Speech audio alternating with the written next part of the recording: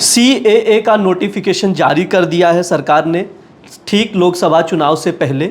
इसकी वजह से कई सरकारें दावा कर रही हैं कि ये जानबूझकर चुनाव से पहले किया गया है, लेकिन इसके बावजूद जहाँ तक बात केंद्र सरकार की है, पूरे देश में CAA को लागू किया जाएगा उनका कहना है। लेकिन वहीं दूसरी तरफ बंगाल और केरल सरकार इसका विरोध कर रही है।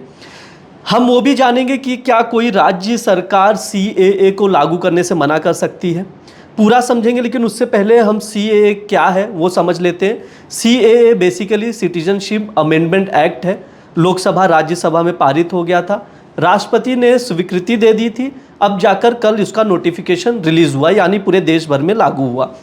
इसमें होगा क्या, बेसिकली होगा ये कि पाकिस्तान, अफगानिस्तान और बांग्लादेश 3 राज्य हैं जहाँ पर अल्पसंख्यक जो हैं हिंदू, सिख, बौद्ध, जैन, ईसाई, पारसी धर्म के लोग जो 31 दिसंबर 2014 से पहले यहाँ आकर बसे हैं, उन्हें नागरिकता दी जाएगी, चाहे उनके पास कोई डॉक्यूमेंट्स हो या ना हो, उससे कोई लेना देना नहीं है।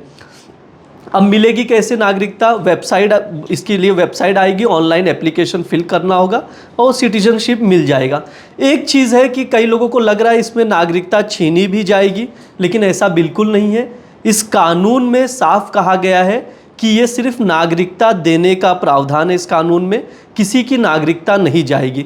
इसलिए कोई बहुत से लोग भड़का रहे हैं कि मुस्लिम लोगों की नागरिकता जाएगी, जो कि गलत है, खबर गलत है, क्योंकि किसी की भी नागरिकता नहीं जाएगी। अब दूसरा जो सबसे बड़ा सवाल है कि क्या कोई राज्य सरकार ऐसा मना कर सकता है, तो उसके लिए आपको कॉन्स्टिट्यूशन को समझना होगा। बेसिकली जो संविधान है उसमें ना 7वीं अनुसूची है, 7वीं अनुसूची में सब्जेक्ट वाइज डिवाइडेड है कि केंद्र सरकार के कौन से विषय हैं, राज्य सरकार के कौन से विषय हैं, और एक तीसरी सूची है वो समवर्ती सूची होती है, उसमें केंद्र और राज्य दोनों के सब्जेक्ट आते हैं। तो जो सिटीजनशिप है, नागरिकता है, वो केंद्र सरकार का सब्जेक्ट है, यानी कि जो नागरिकता को लेकर कानून है वो सिर्फ केंद्र सरकार बना सकती है। ममता सरकार ने क्या कहा है कि अब तक हम इसको देखेंगे और रिव्यू करेंगे। वहीं केरल सरकार ने विधानसभा में इसके खिलाफ बिल भी पास कर लिया था। अब वो कह रही है कि केरल में हम इसे लागू करने नहीं देंगे। लेकिन अगर हम जिस हिसाब से संविधान है उससे बात करें तो ऐसा राज्य सरकारें नहीं कर सकती। पहली चीज़, अगर वो इसमें भी है कि सब जगह पूरे देश भर में लागू नहीं होगा, इसमें मैं आपको मेंशन भी कर दे रहा हूँ।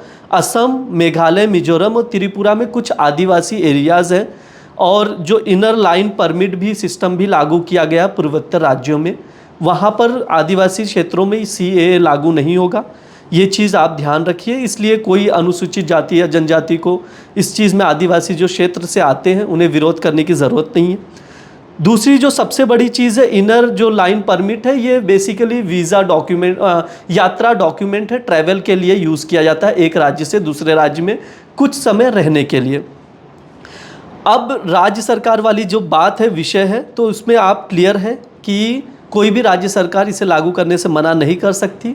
हाँ, इसे आप सुप्रीम कोर्ट में चैलेंज कर सकते हैं। कई पिटीशन दाखिल की गई हैं जो कि अभी तक इस पर फैसला नहीं आया, सुप्रीम कोर्ट में लंबित है।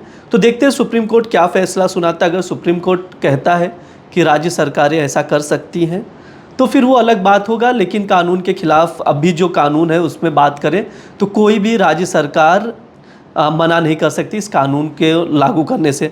अगर आपके कोई भी और भी कन्फ्यूज़न हो इस CAA को लेकर तो आप कमेंट बॉक्स में सवाल अपने रख सकते हैं, हम उसका जवाब ज़रूर देंगे। देखते रहिए India.com। शुक्रिया।